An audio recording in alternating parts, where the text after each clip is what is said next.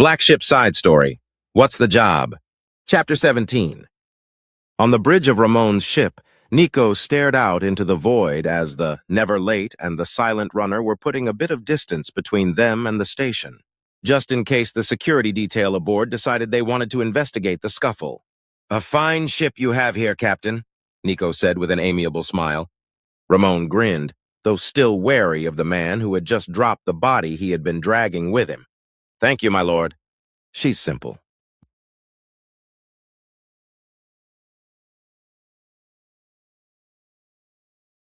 "But she's home.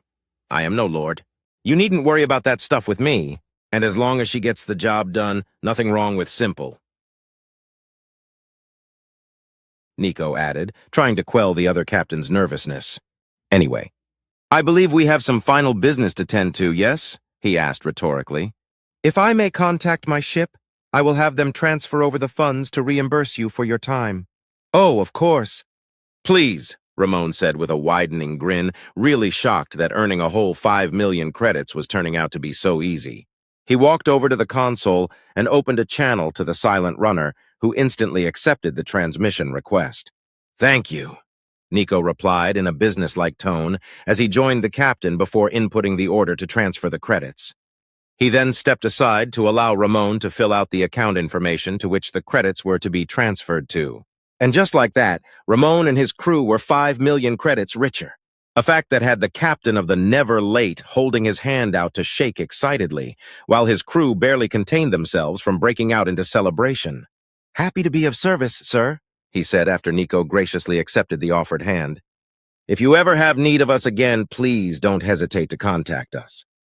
Nico smiled and dipped his head slightly. "My thanks. I do believe I will keep you in mind. One is always in need of friends during times like these. Though that does bring something to mind, may I have a private moment with my friend before I depart?" he asked, gesturing to Gabriel. Ramon's smile faltered as his eyes moved from the man he knew as Victor, then back to Nico. The hesitation showed clearly in his expression, but he also didn't want to upset someone who had not only just paid them a king's ransom for almost nothing.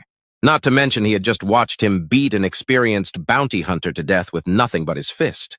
"Oh, I suppose that would be fine. I'll give you two a few minutes, and then we'll be needing to head out."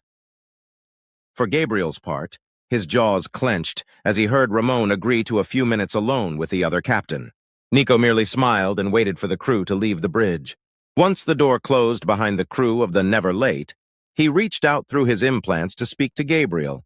And, just in case they are still listening, he let a pleasant grin make a home on his face before continuing. It didn't last, however, and was slowly replaced by a cold, icy stare.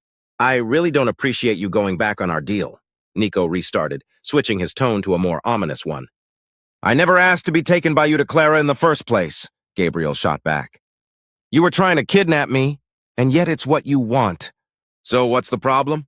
he asked with a curious tilt of his head. "The problem is quite pointed. I don't trust you, Nico. You're hardly worthy of trust in the best circumstances." "What are you even doing here?" Gabriel asked as his eyes narrowed suspiciously. "We haven't heard a thing from you in so long, and suddenly you pop up here so fortuitously?" "Forgive me if I don't trust you with that information, my lord," Nico responded insincerely. "And the wheres and the whys don't really matter. What matters is that you are trying to reach the prince. I'm going to see Princess Clara, who can get you to her precious older brother. I even have a desire to make sure you get to the princess. And I dare say, I can get you there in better accommodations than you more than likely have here." He then let out an audible chuckle. "More importantly, I will be the one to take you to Clara whether you like it or not." "Or what? You'll murder the people here who just saved you?" Gabriel growled. "Of all the things you could get mad at. That's rather ironic, for I believe it is your family, immediate and extended, that seems to have made quite the habit of murdering people. Is it not?" His tone now positively dripping with sarcasm. No response came from the increasingly angry Draymore firstborn.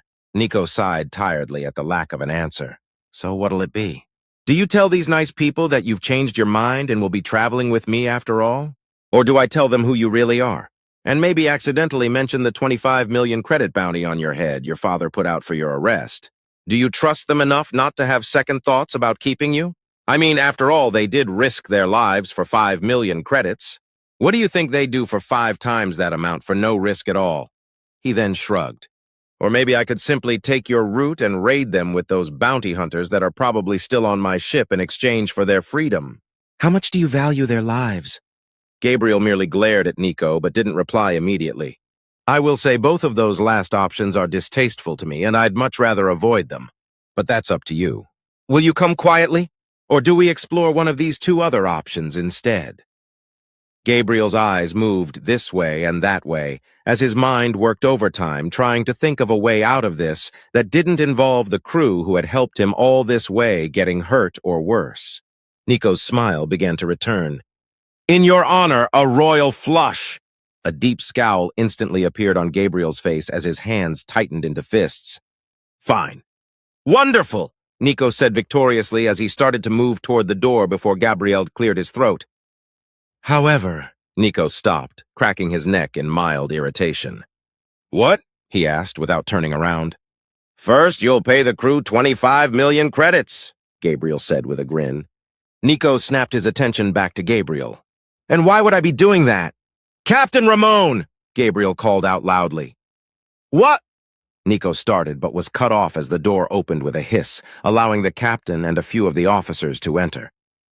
Captain, Gabriel began again. I regret to inform you I will have to leave with my new captain here, he gestured, pointing to Nico. However, I have good news. Both Nico and Ramon looked on dubiously but hung on every word. The captain here has generously offered to pay you the sum of an additional 25 million credits for the bounty on my head. 'Tis the truth. These bounty hunters were searching for my person, for I am not the exiled noble you know as Victor. In truth, I am his lordship, Marquis Gabriel Draymore, the first son of Duke Cornelius Draymore, he said, standing regally and proudly. Ramon burst out laughing, and Nico's jaws clenched and his eyes narrowed. But when nobody else joined him in the fun, Ramon's amusement turned nervous as seconds passed, and Gabriel retained his firm expression. Are you serious? I mean, we figured you were some noble trying to get away from something. No shortage of those in our line of work, but Gabriel Draymore? The son of his Lord Regent? He asked incredulously as the crew looked to one another, seeing if they were all hearing the same thing. Yes, Captain Ramon Shinetool, Gabriel said, walking over to the console as he typed in the account number for Ramon, whose finances he'd been fixing. You really mean we've been transporting one of the most important people in the Principality? Ramon tried to confirm once again. Oh, fuck, that means you stand against his Lord Regent? Indeed you have, Gabriel continued as he finished inputting the information. And on behalf of the Prince, I want to thank you personally for your aid in getting me away from traitor forces. Loyalty is its own reward, he finished, turning to Nico expectantly while gesturing to the console. Loyalty is its own reward, all but Nico mimicked instinctively before turning to the captain of the Silent Runner. Nico made a clicking sound a couple of times while thinking before chuckling and making his way over to the console. On one hand, he could just take over their ship and not pay a single credit. On the other hand, that would bring a lot more attention. Not to mention, he tended to have a soft spot for people who were loyal to their friends. Truthfully, he was more annoyed at his bluff to harm them having been called. So, having never actually intended to harm the crew in the first place, he entered his account information into the computer again to pay the bounty himself. Wordlessly, Nico confirmed the second transfer as Gabriel leaned in and whispered, Looks like the winning pot is coming out of your account this time. If you wish to survive this day, I strongly suggest you don't speak another word, Nico whispered back before turning to Ramon. Thank you again for your help today. And best of luck to you. But we must be going before I owe you any more credits. He laughed half-heartedly. If you can have your men transfer the hunters to my ship, I would be much obliged. We'll take care of them for you. Thank you. Thank you both, my lords, he stammered, bowing low, as did the rest of his crew. And we will take care of that at once. Your secret is safe with us. Holding out his hand, Gabriel actually offered to shake Ramon's hand. I do mean it. Thank you. He paused as he looked around the bridge for the last time as Ramon reluctantly shook Gabriel's hand. You know, I could handle the interesting food, cramped quarters, no personal space, and questionable hygiene of the crew. But I'm not sure I could ever bear to see financial records in the state you had them before. It is in your best interest to make sure you keep up on your records. I don't want to hear of it getting that bad again. Ramon huffed another boisterous laugh. Yes, my lord. We'll keep it in shipshape, especially now that I can afford to hire a proper replacement. A shudder soon broke the conversation, indicating the silent runner had docked. Gabriel smiled at the crew one last time before finally following Nico to his ship. Stepping back aboard his ship, it was Nico who now smiled when he saw his crew armed and waiting for him, yet standing completely at ease now that they were back on their ship. "How are our other guests?" the captain asked with concern in his voice. "Well, Captain," Myra answered with a smirk. "Still in their quarters." She then looked over his shoulder and past Gabriel to see the remainder of the bounty hunters being escorted by Ramon's men. "I'm not sure we have much room left to keep them. They're practically sitting side by side in the brig already." Nico grinned. "They can sit in each other's laps for all I care. They won't be with us for long anyway. We'll be handing them over to their masters as soon as we conclude our business." "Aye, Captain," Myra replied smartly. "Crew of the Never Late, you may release the prisoners into our care. Keep their restraints on, though," the captain finished with a smile. "And stay safe out there." The crew exchanged quick glances, then released 9 stunned bounty hunters and a single body into Nico's custody. They then quickly sealed off the connection between the two ships, as if they were trying to get away before something or someone would change their mind and take away the fortune they had just obtained. "Bounty hunters!" Nico called out after the door hissed shut. "Grab that body and follow your escorts to your temporary quarters while I figure out what I'm going to do with you." The hunters' indignance turned to bewilderment when they saw Nico and his entire entourage turn their backs on them as if they weren't any kind of threat whatsoever as they proceeded around the corner down a hallway. The reason for this became evident when, moments later, dozens of security drones appeared. Their lights glowed an ominous red as they stared down the previously hostile hunters before directing them to proceed one at a time so they could be escorted by 4 drones each to the brig. While Nico and his group walked, they nonchalantly passed by maintenance and repair drones who were still cleaning the last remnants of blood from the floor and walls while simultaneously replacing panels with bullet holes. For Gabriel's part, he was looking on in wonder, most of which came from the fact that outside Nico and the people with him he had already met, there was not a single other living person in sight. "Where's the rest of your crew?" Gabriel asked. "This is my crew," Nico replied in a way that made it seem he was reading Gabriel's thoughts. "The 4 of you? That's it?" Gabriel pressed dubiously. "Who maintains the vessel? Mans your ship's weapons? Engineering, security, maintenance? Hell, the cooks! You really expect me to believe the 4 of you run a Corvette-class ship on your own? You can believe whatever you want, my lord. I'm just your transporter. And forgive me, but I don't really feel inclined to explain the detailed inner workings of my vessel to you," Nico said in a somewhat gruff manner. "I'm sure you understand." Eventually, the group came to a stop at a door. As it opened quietly, Nico gestured for Gabriel to enter. "These will be your quarters. Please feel free to order whatever food you desire. Amara will provide you with a list of what we have. I'll see if I can scrounge up some pairs of clothes." Nico sniffed once, amused. "You could use them." The comment drew an irritated frown from Gabriel, much to Nico's pleasure. "Besides, I'll be contacting Princess Clara soon. I'm sure you'll want to be presentable before you see her," he finished with a smile. Gabriel took a deep breath, exhaling slowly through his nose as his eyes moved from the room entrance to Nico. "So I'm just your prisoner?" "A guest," Nico corrected with a smirk. "But a guest with limited access to the ship. Still, I'm sure you'll find these quarters better than what you had on the Never Late." He then gestured more insistently for Gabriel to enter. Gabriel huffed as he crossed the threshold, entering without another word. "Get some rest, my lord. I'm sure you can use it. And don't worry. While on my ship, you have nothing to fear," Nico said, genuinely trying to sound reassuring before closing the door. As the door closed behind him and locked audibly, Gabriel's shoulders slumped, unsure if he had just made a huge mistake in trusting Nico and not taking his chances with Ramon and his crew instead. He did allow a small smile to grace his features, however, when he thought of how they were at least well taken care of financially at Nico's expense. Only now did he actually look at what would be his surroundings for the next unknown period of time. Gabriel was pleasantly surprised to see a large and spacious room, well furnished and decorated. The large, comfortable, and luxurious-looking bed invited him to sleep for days. The sumptuous couch in what appeared to be a corner set up for nothing more than reading made him almost giddy, though his heart nearly jumped out of his chest with elation as he noted the attached bathroom he would not be required to share. And not only a bathroom with only a single commode, but its own beautifully adorned shower. Stepping over to a finely carved dresser made of exotic woods he wasn't familiar with, he picked up what looked like a menu of sorts. His eyes widened when he saw the different choices of food, all claiming to be made of fresh ingredients and not any type of ration packs with fake flavoring. Gabriel put the menu down and sighed heavily.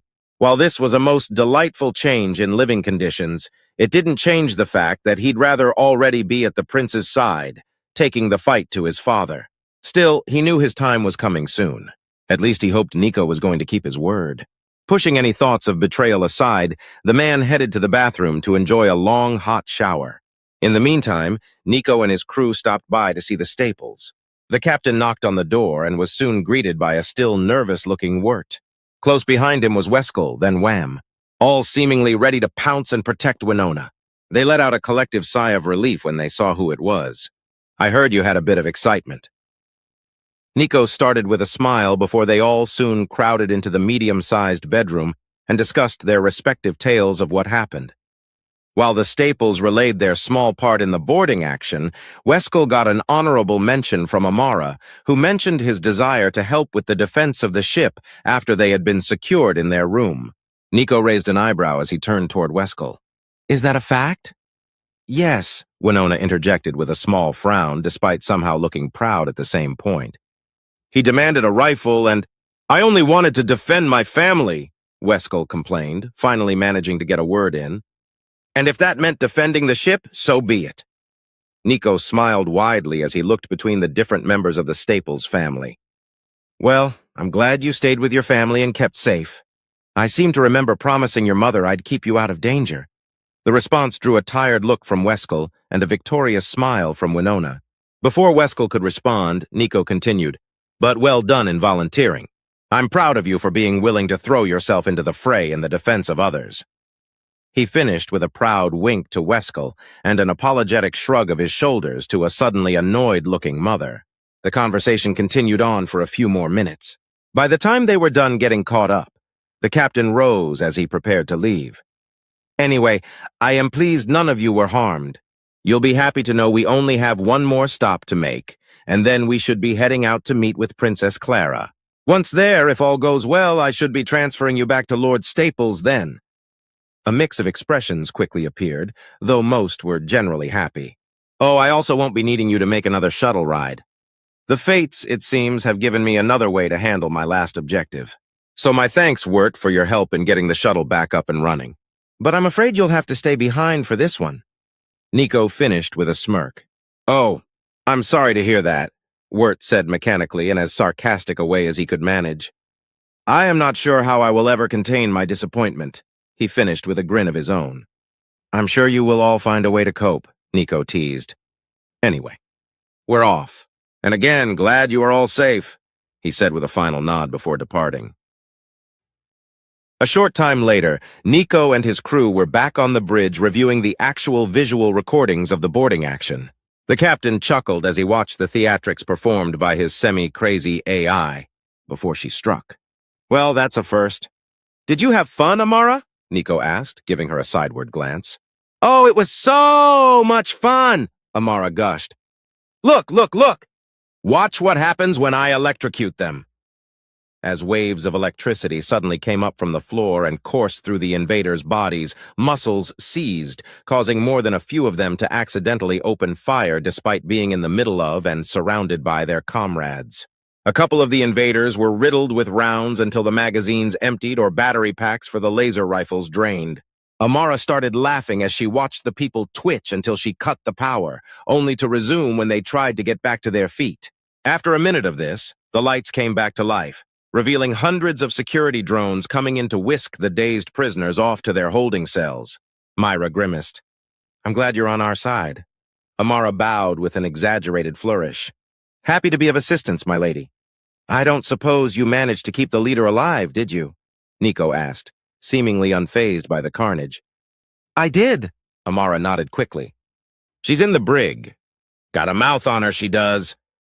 Nico replied as he stroked his chin in thought. I know that look, Nico, grinned Ada. What plan are you concocting in that devilish mind of yours? Nico flashed a wide grin as he turned to Ada. You always say the nicest things. And that remains to be seen. Swiveling in his chair back to where Amara's image was being projected, he continued. Amara, have you gotten the leader's name by any chance? No, Captain. Shall I ask? Maybe. But first, has she spoken enough to give the voice samples required to recreate her voice? Analyzing, Amara replied quickly before saying, Not quite. I would need a longer conversation with more than just interesting ways to insult your mother or yourself. Nico nodded. Very well. Get her to the interrogation room. Please feel free to jump in the moment you have enough. Myra, Ida, take a couple dozen security drones and escort the woman yourselves. And Kartok, go police the bodies currently on ice in the morgue and prepare them for transport. With a string of I captains confirming their orders, Nico got up and headed off to await his prisoner's arrival. He didn't have to wait long. About 15 minutes later, the leader was being shown into the room and roughly forced into a chair across from Nico. The captain stared at her for a long moment before taking in a breath. Seems like you've been having a rough day. Can I have something brought in for you to drink? The angry woman just stared hard at Nico and remained silent, whereas Nico merely shrugged at the silence. Very well. Before we begin discussing terms for your release, can I get your name? The woman's eyes widened in surprise at what he said. You're going to release me? Possibly, Nico smiled. Really depends on how accommodating you can be to my requests. But I see no real reason to keep you. After all, you were just doing your job. There was a long, silent pause as she seemed to be genuinely contemplating her options. Finally, she cleared her throat. Sarah Chen, Captain of the Last Call, member of the Bounty Hunters Guild. I see, Nico said with a nod. And how did you happen to know where I was? Sarah scoffed. You're not exactly subtle. Blowing up a Kasten ship in neutral space tends to get a lot of attention. I figured this might be your next port of call based on the direction you left. Turns out I was right. His eyes narrowed at the words before a smile returned to his face. I congratulate you then. You are the first so far to purposely catch up with us. What in your wildest dreams made you think storming a Corvette-class ship with 50 men was a good idea? You only had 4 people on board, she said, starting to wonder what all these questions were leading toward. And how did you figure that out? Nico asked with a raised eyebrow. What does that have to do with terms for being released? She asked in a low, dangerous tone. I just wanted to know to what lengths a beautiful huntress such as yourself went through to track down little old me, he said with a wink. The compliment caught Sarah completely off guard. After a shake of her head, she laughed, seemingly disarmed. Flattery? Really? She said, now amused. You're a job. Nothing more. A valuable job, but a job nonetheless. And I don't give away my sources to anyone, even if they are built like you, the woman finished with a small chuckle. Quietly, in Nico's mind, he heard Amara. Got it, Captain. With multiple voice samples in multiple emotional states, I should be able to recreate her voice accurately. Thank you, Amara, he said wordlessly to the AI, before standing up from his seat. Very well, he now said to Sarah. You may go back to your cell till I decide what is to become of you. Wait, what? Sarah asked, stunned by the sudden end of the conversation. What about our terms? I already have what I need. Good day, Nico finished before giving Myra and Ada a nod for them to return the prisoner to the brig. And with that, she was dragged away practically kicking and screaming every slur and insult she could conjure up. For his part, he returned to the bridge to prepare his next trick. Are you sure you have enough, Amara? Yes, Captain, Amara said with absolute surety. During their raid attempt, I captured her voice in panic, stern, commanding, and angry. She then displayed a series of timestamps on the recordings of the boarding action that also displayed decibel levels and other related points of interest. Your brief conversation allowed me to add neutral, amused, and threatening tones.